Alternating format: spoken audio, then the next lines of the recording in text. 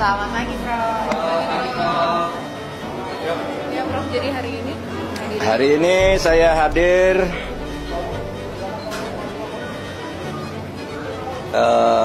sahabat-sahabat saya pengukuhan guru besar, karena saya ini akademisi, jadi saya diundang. Tapi izinkan saya sekarang bicara 3 hal terkait pemilu. 4 hari terakhir saya istirahat, sehingga banyak sekali wartawan kontak bagaimana saya dan mau apa. Saudara, ini saya mau apa? Apapun hasil dari Pilpres ini, saya akan terus berjuang untuk demokrasi dan keadilan. Jalan perjuangan untuk demokrasi dan keadilan bukan hanya pemilu. Pemilu hanya salah satu ekspresi demokrasi. Saya pernah tak di jabatan apapun pada tahun 2014 sampai 2016, tetapi tetap produktif berjuang dalam demokrasi dan penegakan hukum. Gerakan civil society dan kampus-kampus adalah sumber gerakan demokrasi dan perubahan dari otoritarianisme menuju demokrasi. Sejarah mengajarkan bahwa jika demokrasi disumbat, maka demokrasi akan selalu membuka jalan sendiri. Ini sejarah kita maupun sejarah dunia. Yang kedua, saya bicara tentang 2 hoax, yaitu tentang pemilu curang. Saya memang pernah mengatakan bahwa setiap pemilu, pihak yang kalah selalu menuduh yang menang itu curang. Saya katakan itu pada beberapa kesempatan, yaitu saat KPU periode Hasyim Asyari dibentuk. Datang ke tempat saya diberitahu bahwa awas, nanti ada gugatan bahwa pemilu ini curang. Begitu juga saya pidato itu secara terbuka saat pembentukan TV pemilu di Trans TV pada awal tahun 2023. Jadi saya katakan bahwa setiap pemilu yang kalah itu selalu menuduh curang. Itu sudah saya katakan di awal 2023. Tepatnya sebelum tahapan pemilu dimulai. Tapi jangan diartikan bahwa penggugat selalu kalah. Sebab memang sering terjadi kecurangan, terbukti itu secara sah dan meyakinkan. Ketika saya menjadi ketua MK pernah memutus pembatalan hasil pemilu dalam bentuk perintah pemilihan ulang maupun pembatalan penuh, sehingga yang menang dinyatakan disqualified dan yang kalah naik. Jadi bisa pemilu ulang, bisa. Misalnya saya sebut contohnya hasil pemilu kada Jawa Timur tahun 2008.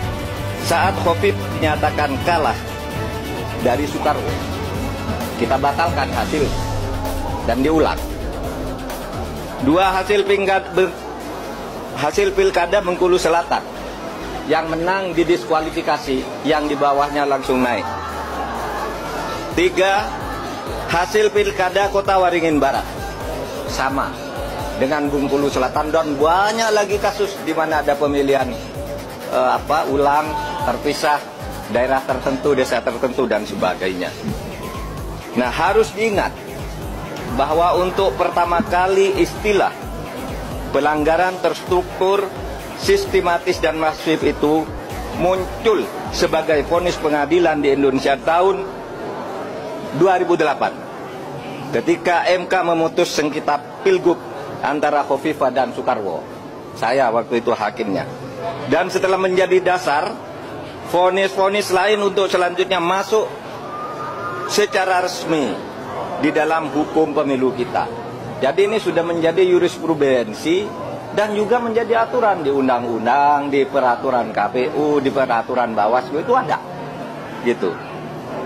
Pelanggaran terstruktur, sistematis, dan masif itu. Jadi ini bukan hanya jurisprudensi sekali lagi, tetapi juga termasuk di dalam peraturan perundang-undangan.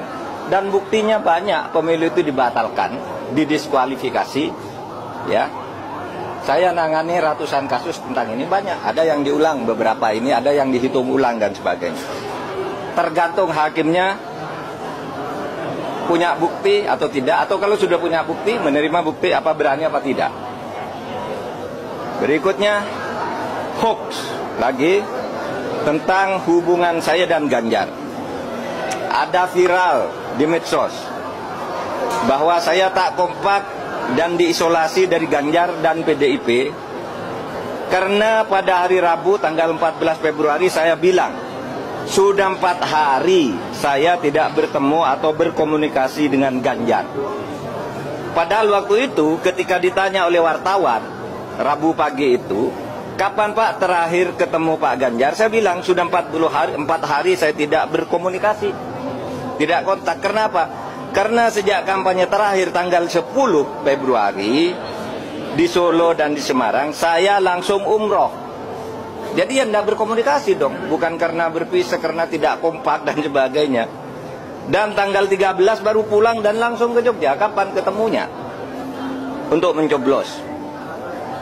Jadi 4 hari tak ketemu itu karena umroh. Sebelum dan sesudah umroh sampai sekarang, saya selalu berkomunikasi, bertemu maupun teleponan dengan Mas Ganjar. Itu yang terjadi. Itu saja dari